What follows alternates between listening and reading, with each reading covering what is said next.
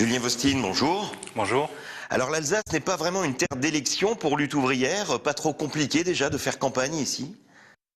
Écoutez, ce qui nous importe d'abord, c'est de défendre notre programme, défendre un programme de lutte pour les travailleurs, et quelles que soient les régions, finalement, on se rend compte que les attaques sont partout les mêmes, le chômage frappe partout une partie toujours plus grande de la population, donc finalement, l'Alsace ne fait pas exception à la règle dans ce domaine.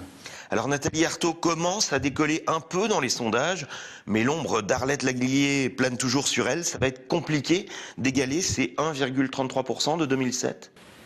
Écoutez, on fera les comptes au soir du premier tour. Maintenant, le discours de Nathalie Arthaud, même s'il est toujours minoritaire, il touche dans les classes populaires, dans le monde du travail, parce que ce qu'elle dénonce, c'est ce que vivent justement aujourd'hui les travailleurs. C'est le problème du chômage, c'est le problème des salaires bloqués.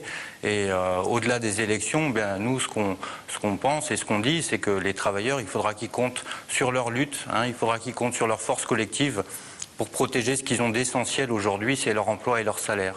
Alors quand vous voyez les scores de Jean-Luc Mélenchon, vous ne regrettez pas la multiplication des candidatures à la gauche de la gauche? Non, pas du tout, parce que vous savez, Jean-Luc Mélenchon, il n'est pas du tout sur le même terrain que nous, il ne défend pas la même politique que nous, et pour nous, c'était important d'être présent dans cette élection, justement pour défendre notre programme, un programme de lutte. Jean-Luc Mélenchon explique que c'est à travers les bulletins de vote qu'on pourra changer notre sort. Nous, ce qu'on voit, c'est que ça fait des décennies que les gouvernements succèdent de gauche ou de droite, mais finalement, le problème du chômage, il est loin d'être résolu. Et encore une fois, c'est pas avec des élections que les travailleurs verront leur situation s'améliorer, mais c'est avec des mobilisations, avec des luttes sociales, comme ça a été le cas dans le passé déjà, et comme il faudra encore mettre en avant des objectifs pour défendre ce qu'on a d'essentiel aujourd'hui. Alors tous les sondages prédisent quand même un report massif de vos voix sur François Hollande au second tour. Qu'est-ce qui pourrait, vous, par exemple, vous empêcher de voter pour lui au second tour? Écoutez, la position qu'on prendra pour le second tour, on la décidera au soir du premier tour, en fonction des rapports de force politiques après le premier tour.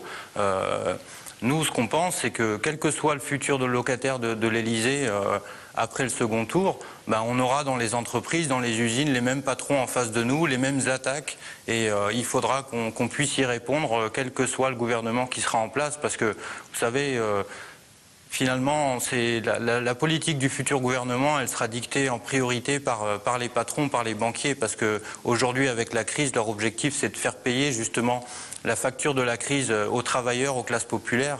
Et ce n'est pas un gouvernement qui nous protégera des licenciements, c'est bien notre force collective. Sur les deux dossiers alsaciens qui sont au cœur également de cette campagne, Fessenheim et le Conseil unique, quelle est la position de votre candidate ? Sur le nucléaire, on pense que le problème principal, c'est la manière dont est gérée l'énergie dans le système capitaliste. Et finalement, le problème, c'est pas de sortir du nucléaire, c'est de sortir du capitalisme, c'est de faire fonctionner l'économie autrement, et y compris la production de l'énergie, pour que ça soit pas un danger pour l'humanité, mais au contraire, pour qu'on puisse maîtriser toutes les sources d'énergie et que ça se fasse dans le respect de la société. Et sur le Conseil unique ? Alors sur le Conseil unique, j'ai pas de position a priori pour le moment. Maintenant, ce qu'on voit, c'est que la réforme des collectivités locales qui est visée, ça va être avant tout de transférer une plus grande partie des dépenses de l'État vers les collectivités locales. Sauf que transférer les dépenses sans transférer les budgets qui sont nécessaires, ça voudra dire encore des impôts qui risquent d'augmenter localement, et ça, on est contre. Julien Vostine, merci. Merci.